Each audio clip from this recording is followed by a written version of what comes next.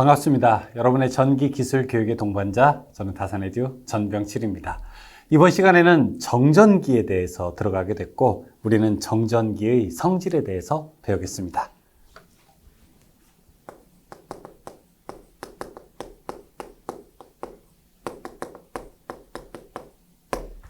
전기라고 하는 것은 두 가지로 나눠진다고 했었어요. 하나는 움직이는 전기인 동전기, 하나는 멈춰 있는 전기인 정전기죠. 이 책을 보시게 되면은 거기 책에 보시면 한 어린 남자가 이 책받침으로 머리를 비비고 있습니다. 원래 우리 머리카락과 책받침은 전기적인 성질을 띠지 않는 중성 상태였었는데, 자, 여기 이제 이 머리카락에 두 개의 양성자와 두 개의 전자가 있었고, 그 다음에 책받침에 이렇게 네 개의 양성자와 네 개의 전자가 있었다고 해보겠습니다. 그런데 갑자기 머리카락에 있던 하나의 전자가 이렇게 책받침 쪽으로 이동을 하게 된 거죠. 그러면은 머리카락은 지금 플러스가 두 개고 마이너스가 하나니까 플러스, 양전기, 플러스로 대전되게 되고요. 자, 여기 책받침 쪽은 마이너스가 이제 5개가 되니까 전기적인 성질이 마이너스가 된 마이너스로 대전되게 되었습니다.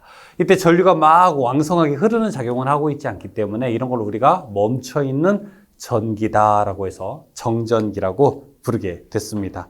자, 이런 현상이 왜 발생하게 됐나요? 바로 이제 책받침으로 머리를 비벼서 그렇게 된 거죠. 그래서 우리는 이걸 가지고 또 마찰 전기라고 부르게 됩니다. 그러면은 이 힘을 어떻게 해야지 막을 수 있을까요? 혹시 여러분 아세요? 제가 이런 문제 한번 내볼까요? 여기에 자석이 하나 있습니다. 이 전기에서 이제 갑자기 자석으로 잠깐 설명하는데 N극과 S극이 이렇게 있어요. N극과 S극이 있는데 두 개는 서로 어떻게 하려고 할까요? 두 개 서로 만나려고 하지 않을까요? 막 잡아당기는 힘이 있겠죠. 잡아당기는 힘을 우리는 흡인력이라고 부르게 됩니다. 그런데 제가 여기다가 어떤 물질을 딱 넣어서 이 힘을 막고 싶어요. 그러면은 어떤 물질이 막을 수 있을까요? 첫 번째, 유리판 막을 수 있을까요? 그 힘? 잘 한번 생각해 보세요. 플러스 마이너스 자석이 있고 그 안에다가 유리판을 막으면 그 힘 전달하는 거 막을 수 있나요? 아니죠, 그쵸? 왜 예전에 유리판 위에다가 철가루 탁 놓고서 자석으로 이렇게 하게 되면 움직이잖아요. 그러니까 자력은 유리판으로 막을 수 없어요. 그러면은, 자, 종이는 막을 수 있나요? 제가 이런 종이 탁 넣으면 막을 수 있나요? 아닌 것 같아요. 그쵸? 그러면은 이 제 옷 재질인 이 막을 수 있을까요? 플라스틱 책받침 같은 거, 플라스틱 막을 수 있나요? 없죠. 뭘로 막을 수 있을까요? 어떤 재료로 막을 수 있을까요? 자, 이런 거를 자기장의 힘을 막는다고 해서 우리가 자기차폐라고 합니다. 자기차폐. 자기차폐는요, 4가지 재료입니다. 지금부터 잘 들으셔야 돼요. 자, 따라해볼까요? 니, 코, 철, 망. 자기차폐 할 땐 니 코가 철망에 걸렸다. 니 코가 철망에 걸렸다. 니 코 철망입니다. 니켈, 코발트, 철, 망간. 이 4가지 물질이 이 자기적인 힘을 막을 수 있어요. 자기 차폐가 가능하게 되는 겁니다. 그래서 실제로 여러분들이 엘리베이터 같은 것들을 타보게 되면은 전화가 안 통할 수 있어요. 왜 그런 거죠? 엘리베이터는 뭘로 사방이 막혀 있게 됩니까? 철로 막혀 있게 되는 거죠. 게다가 엘리베이터는 우리가 전하는 전자파거든요. 이게 전기파, 자기파거든요. 그러니까 자기적인 힘을 막는 거죠. 철판이 이렇게 쭉 둘러싸여 있게 돼가지고. 자, 그런 것을 우리가 바로 이제 자기차폐라고 부르는데, 문제는 뭐냐면은 바로 이제 전기에서도 이런 전기차폐를 시킬 수 있어야 된다는 얘기예요. 자, 여기를 이렇게 막으려면은 어떤 재료가 필요한가? 이런 걸 보겠습니다. 여기 만약에 플러스 전하가 있는 이런 막대가 있어요. 자, 그리고 이러한 동그라미에 플러스 마이너스가 막 섞여 있다고 한번 해볼게요. 그런데 플러스를 쭉 가까이 대게 되면 이제 마이너스가 이렇게 가까이 붙고 플러스 전하는 이렇게 밖으로 밀려나게 될 겁니다. 왜냐하면은 서로 다른 것끼리는 당기려고 하고 서로 같은 것끼리는 밀어내려고 하는 힘이 있거든요. 이때 두 힘을 막고 싶다라고 하게 되는 거면은 이걸 우리가 정전 차폐라고 부르게 됩니다. 이 정전차폐는 어떤 재료로 가능할까요? 네 글자. 니코철망. 니코철망이 가능하게 되는 겁니다. 저기 이제 나오게 되는 거죠. 정전차폐, 자기차폐는 어떤 재료다? 니코철망이다. 그래서 이런 거 있잖아요. 전기가 사실 배우면 굉장히 재밌는데, 전자레인지 써보신 적 있으시죠? 전자레인지는 이렇게 앞에 투명하게 유리 창이 있죠. 그 안으로 음식 재료를 볼 수가 있죠. 왜 유리창이 있는 걸까요? 만약 유리창이 없으면 어떤 일이 발생하죠? 유리가 지금 상태가 어떤지 모르잖아요. 그렇죠? 그러니까 유리창으로 있어요. 근데 유리창은 이 안에서 만들어진 전자파가 밖으로 나오기에 좋다, 안 좋다? 딱 좋다.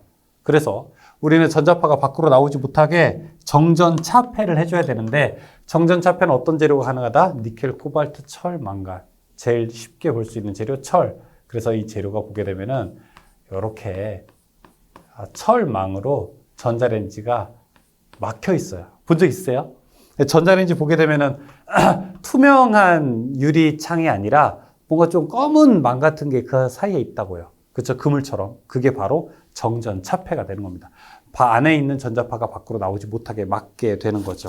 자, 이거를 바로 우리가 그림 2-2 보게 되면은 정전유도와 정전차폐라고 돼 있어서 그 그림을 보여주고 있는 겁니다. 원래는 이렇게 이 노란색 막이 없다면 이건 정전유도죠. 플러스는 마이너스를 당기려고 그러고 플러스는 플러스를 밀어내는 정전유도 현상이 발생하는데, 이때 우리가 정전차폐를 할 수 있다는 것을 여기 금속 철망을 통해서 보여주고 있게 되는 겁니다.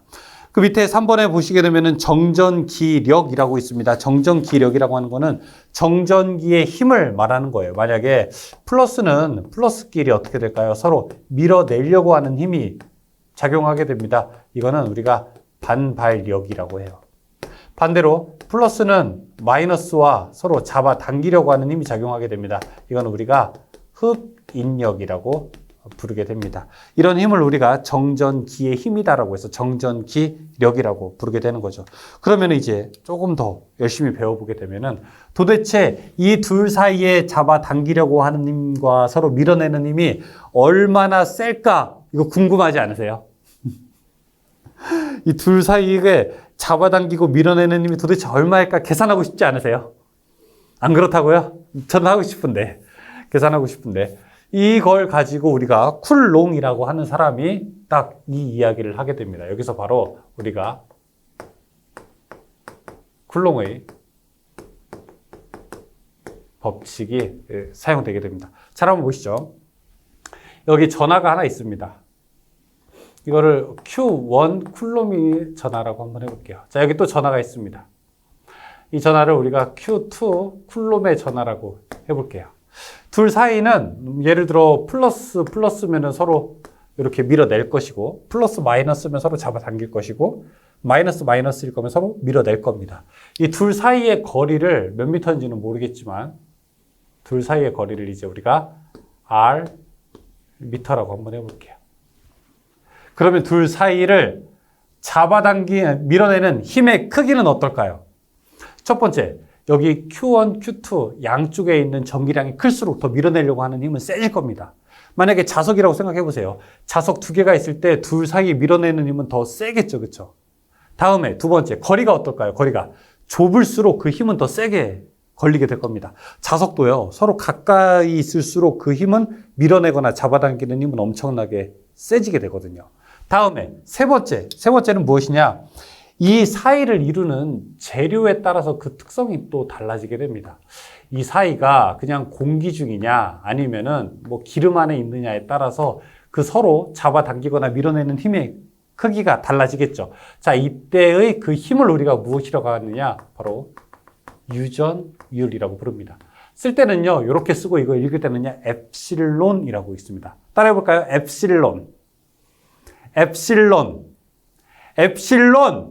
네, 그렇게 하고 단위는 페러드 퍼 미터가 됩니다. 이게 원래 페러드 퍼 미터라고 해서요, 얼마나 전기를 잘 저장할 수 있느냐라고 하는 그 능력을 나타내는 건데, 이걸 우리가 유전율이라고 부르게 돼요. 그러면은 가볼게요. 원래 쿨롱의 법칙, 둘 사이에 작용하는 힘 F는 이렇게 식을 씁니다. 4 파이 엡실론 분의 1 곱하기 R 제곱분의 Q1, Q2 단위는 뉴턴이 됩니다. 즉, 둘 사이에 작용하는 힘은 Q1, Q2 각각 전기량의 크기에 비례하고 거리에는 어떻죠? 제곱에 반비례하게 됩니다. 자, 또 유전율이 클수록 그 힘은 더 작아지게 되는 겁니다. 유전율이 작을수록 둘 사이에 걸리는 힘은 더 커지게 되는 겁니다. 그런데 여기서 유전율이라고 하는 것은 엡실론이라고 하는 것은 우리가 진공의 유전율에다가 비유전율이라고 하는 것을 이렇게 곱하는 거예요. 이 진공의 유전율은 얼마냐? 진공 상태일 때 그 값이 기준이 되는 건데요. 8.855 곱하기 10의 마이너스 12제곱 페라드 퍼 미터입니다. 이 비유전율이라고 하는 거는 이 진공보다 몇 배 능력이 더 뛰어내느냐 이걸 이야기하는 겁니다. 이거는 비유전율 이렇게 부르게 됩니다. 그냥 간단하게 이것만 좀 보죠. 그러면은 여기서 이제 식 2-1에서 이런 얘기하고 식 2-2에서 이런 얘기하고 설명하게 되는데 이게 진공 상태면 얼마일까요? 그러면은 4하고 파이는 3.14하고 만약에 진공 상태다라고 하게 되면은 이 식이 아래로 오게 되면 힘 F는 진공 상태일 때는 9 곱하기 10의 9제곱 곱하기 R 제곱분의 Q1, Q2 뉴턴이 됩니다. 진공 상태에서 계산해라 두 힘이 얼마냐라고 하면은 앞에 이 숫자가 9 곱하기 10의 9제곱으로 가게 됩니다.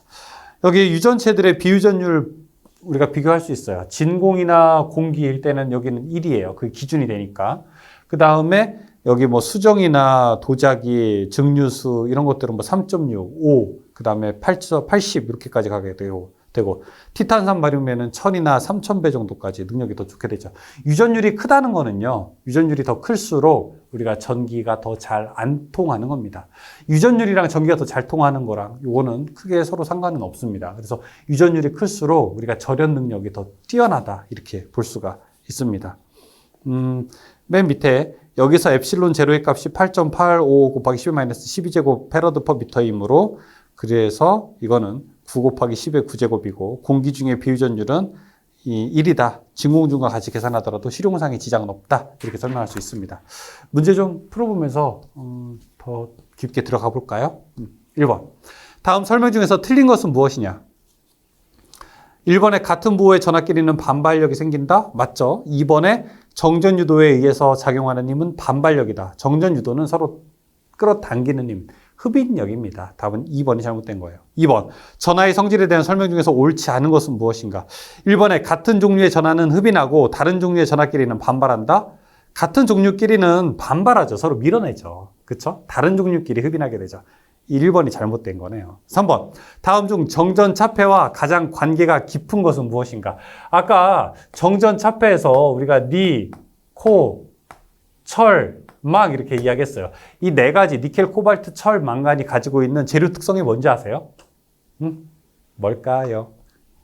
여러분 그런 거 아세요? 이 자석이 여기 있는데 N극과 S극을 가진 자석에다가 여러분 사무용품으로 사용하는 클립 있잖아요. 클립을 이렇게 오랫동안 붙이고 있으면 자석을 떼어내더라도 이 클립 자기 성분을 가지고 있는 거 혹시 아세요? 왜 드라이버에다가 자석 오랫동안 갖다 대면 드라이버가 마치 자석으로 변하는 것처럼 클립을 자석에다가 오랫동안 붙여놓고 있으면 클립이 자력을 가지고 있어요. 그리고 우리가 자화된다라고 하거든요. 자화가 잘 되는 물질을 무엇이라고 하냐? 이걸 우리가 강자성체라고 합니다. 강자성체. 여기 있는 니코철망이 바로 강자성체가 되는 겁니다. 강자성체. 그래서 정전차폐를 뭘로 하느냐라고 묻게 된다면 우리는 강자성체로 한다. 이렇게 대답할 수 있는 거예요. 답은 2번입니다. 4번. 다음 그림과 같이 절연물 위로 플러스로 대전된 대전체를 놓았을 때 도체의 음전기와 양전기가 분리되는 것은 어떤 것 때문에 그러냐? 정전유도 때문에 그래요. 정전유도. 5번. 정전기 발생 방지 대책으로 틀린 것은 무엇이냐? 1번에 대전 방지제를 사용한다. 2번에 접지 및 보호구를 착용한다. 3번에 배관 내 액체의 흐름 속도를 제한한다. 4번에 대기 습도를 30% 이하로 건조함을 유지한다? 건조함을 유지한다? 아니죠. 건조하면은 정전기가 더 잘 생깁니다. 습도가 더 높아야 되는 거죠. 답은 4번이죠. 6번. 유전율의 단위는 어떻게 되는가? 유전율의 단위. 페러드 퍼 미터. 자, 이걸 어떻게 하면 쉽게 외울 수 있을까? 제가 이제 고민을 해봤더니 여러분 유전자가 FM입니다. 그렇게 항상 생각을 하세요. 내 유전자가 FM이다. 내 유전자가 기준이 된다. FM이다. 따라해볼까요? 내 유전자가 FM이다. 내 유전자가 FM이다. 유전율은 FM이에요. 네. 페러드 퍼 미터. 이렇게 읽을 줄 몰라도 상관없어요. 내 유전자가 FM이다. 7번. 다음 중에서 비유전율이 가장 큰 것은 무엇인가? 산화티탄 자기. 8번. 진공 중에서 비유전율의 값은 어떻게 되는가? 물어봅시다. 비유전율은요, 이 엡실론 S라고도 쓰고 어떤 경우에는 엡실론 R이라고도 씁니다. 레이셔라고 해서. 둘 다 비유전율이에요. 진공의 비유전율은 진공보다 몇 배 더 뛰어나느냐? 이걸 물어보고 있으니까 당연히 그냥 1이게 되겠죠. 진공이나 혹은 공기 다 1로 사용을 하게 됩니다. 9번에 비유전율이 9인 물질의 유전율은 약 얼마가 되는가? 유전율이라고 하는 것은 어떻게 돼요? 진공의 유전율에다가 비유전율을 곱하게 되는 거예요. 진공의 유전율이 8.855 곱하기 10의 마이너스 12제곱이니까 곱하기 여기다가 비유전율이 9라고 하는 거는 9배 더 능력이 뛰어나다는 얘기죠. 계산하게 되면은 한 80 곱하기 10의 마이너스 12제곱 1번 정도가 될 겁니다. 10번 두 전하 사이에 작용하는 힘의 크기를 결정하는 법칙은 어떤 사람이 설명했다고 했습니까? 바로 쿨롱이 설명하고 있죠. 11번 플러스 Q1 쿨롱과 마이너스 Q2 쿨롱의 전하가 진공 중에서 R미터의 거리에 있을 때 이들 사이에 작용하는 정전 기력은 원래는 식이 어떻게 됩니까? 이렇게 되는데 진공 중이다 혹은 공기 중이다 라고 하게 되면은 요 앞에 있는 게 얼마가 된다? 9 곱하기 10의 9제곱이 된다. 그러면은 우리가 1, 2, 3, 4 중에서 고를 수가 있겠죠. 답은 3번으로 고를 수 있죠. 12번. 진공 중에 20 마이크로 쿨롬과 30 마이크로 쿨롬의 점전하를 1.2m 거리에 놓았을 때 작용하는 힘은 어떻게 되는가? 자, 계산 한번 해보죠. F. 9 곱하기 10의 9제곱. 그 다음에 R 제곱분의 Q1. 그 다음에 Q2. 자, 9 곱하기 10의 9제곱 곱하기 R값. 거리가 1.2m라고 했어요. 1.2의 제곱분의 Q1, Q2는 20 마이크로 쿨롬과 30 마이크로 쿨롬이라고 해요. 20 곱하기 마이크로는 10의 마이너스 6제곱이죠. 그 다음에 30 곱하기 10의 마이너스 6제곱 계산합니다. 3.75 단위, 3.75 단위는 뉴턴. 13번 4 곱하기 10의 마이너스 5제곱 쿨롬과 6 곱하기 10의 마이너스 5제곱 쿨롬의 두 전하가 자유공간에 2m 거리에 있을 때 사이에 작용하는 힘은 어떻게 되는가 물어보고 있습니다. 자, 이것도 9 곱하기 10의 9제곱 그 다음에 거리가 얼마예요? 2m라고 했으니까 2의 제곱분의 4 곱하기 10의 마이너스 5 4 곱하기 10의 마이너스 5 곱하기 6 곱하기 10의 마이너스 5 계산합니다. 그러면은 여기가 5.4뉴턴 나오게 된다고 되어 있어요. 답은 5.4뉴턴. 근데 이게 흡인력이냐 반발력이냐 물어보고 있는데 지금 보시게 되면은 4 곱하기 10의 마이너스 5와 6 곱하기 10의 마이너스 5니까 서로 부호가 똑같아요. 플러스예요. 그러니까 서로 플러스니까 서로 밀어내는 힘이 발생을 하겠죠. 그러니까 반발력이 작용을 하게 됩니다. 답은 2번이에요. 14번. 진공 중에 10의 마이너스 6제곱 쿨롬과 10의 마이너스 4제곱 쿨롬의 두 점전하가 1m 간격에 놓여 있을 때 두 전하 사이에 작용하는 힘. 이거는 쉽게 여러분이 풀어볼 수 있습니다. 답은 3번. 15번. 공기 중에서 4 곱하기 10의 마이너스 6승 쿨롬과 8 곱하기 10의 마이너스 6승 쿨롬의 6제곱 쿨롬의 두 전하가 사이에 작용하는 힘이 정전 기력이 7.2일 때 전하 사이에 작용하는 힘은 15번. 이때는 답이 일단 힘은 7.2래요. 그리고 9 곱하기 10의 9제곱하고 거리가 얼마라고 했냐면은 거리를 몰라요. 거리를. 아래 제곱분의 4 곱하기 10의 마이너스 6 그 다음에 8 곱하기 10의 마이너스 6. 자, 계산하면은 이거 얼마 넣어야 될까요? 계산할 때 어떻게 계산할 수 있습니까? 여기 밑으로 가게 돼도 되고 아니면은 1, 2, 3, 4 하나씩 넣어보세요. 보기 하나씩 넣어보시게 되면 답이 딱 나오겠죠. 답은 4번 0.15 나올 겁니다. 16번. 다음 설명 중에서 틀린 것은 무엇인가? 1, 2, 3 딱 넘어가고 4번에서 두 자극 사이에 작용하는 자력의 크기는 양 자극의 세기의 곱에 비례하며 자극 간의 거리의 제곱에 비례한다. 땡! 거리의 제곱에 반비례하게 되죠. 4번이 잘못된 얘기입니다. 17번. 충전된 대전체를 대지에 연결하면 대전체는 어떻게 되는가? 충전된 거. 자, 이렇게. 만약에 플러스로 이렇게 되어 있는데, 자, 이거를 대지에 연결하게 되면 어떻게 될까요? 플러스 전하가 모두 다 방전되게 됩니다. 이 대표적으로 방전하게 되는 것이 그래서 접지가 이런 방전이고, 그 다음에 여러분이 피뢰침 같은 것도 우리가 방전이라고 볼 수 있죠. 자, 여기 어려운 단어들 많이 나왔어요. 유전율도 나오고, 그 다음에 쿨롱의 법칙 이렇게 많이 나오게 됐는데, 어려우시죠? 저는 괜찮은데, 네. 괜찮으세요? 여러분, 이 공부가 지금 이렇게 보시게 되면은 어렵다고 느끼실 겁니다. 그런데 제가 이 강의를 거의 20년 정도 해오고 있는데, 어려운 게 당연한 겁니다. 어려운 게 당연한 겁니다. 여러분, 처음 들어보시는 용어죠. 처음 보는 수학적인 공식들이죠. 아니, 처음 보는 용어와 처음 보는 수학 공식이 있는데 어떻게 안 어렵고 100입니까? 당연히 어렵죠. 당연히 어려운 겁니다. 이 길이 당연히 어려운 겁니다. 그런데 제가 확실하게 말씀드릴 수 있는 거는 전기공학은, 전기기술은 다른 기술에 비해서 조금 더 어렵기 때문에 가질 수 있는 인센티브들도 있게 되는 거죠. 그렇게 쉽게 얻을 수 있는 자격증은 쉽게 다른 사람도 딸 수 있고 차별화되지 못한다는 것도 여러분이 조금 공부를 하시는데 위안으로 삼으시면 좋을 것 같습니다. 어려운 게 당연한 거고 이런 당연한 어려움을 여러분께서는 기꺼이 도전하시기로 하신 거고 저도 그 길에서 함께 하기로 약속드린 거고 같이 한번 계속 가보죠. 절대 지치면 안 됩니다. 아셨죠? 절대 지치면 안 되고 제가 첫 바퀴 돌 때에는 드라마 보듯이 엉덩이로 공부하자라고 했어요. 첫 바퀴만 잘 넘기시게 되면 두 번째, 세 번째는 더 물 흐르듯이 쉽게 문제들을 해결할 수 있을 겁니다. 수고 많으셨고 저는 다음 강의에서 뵐게요. 고맙습니다.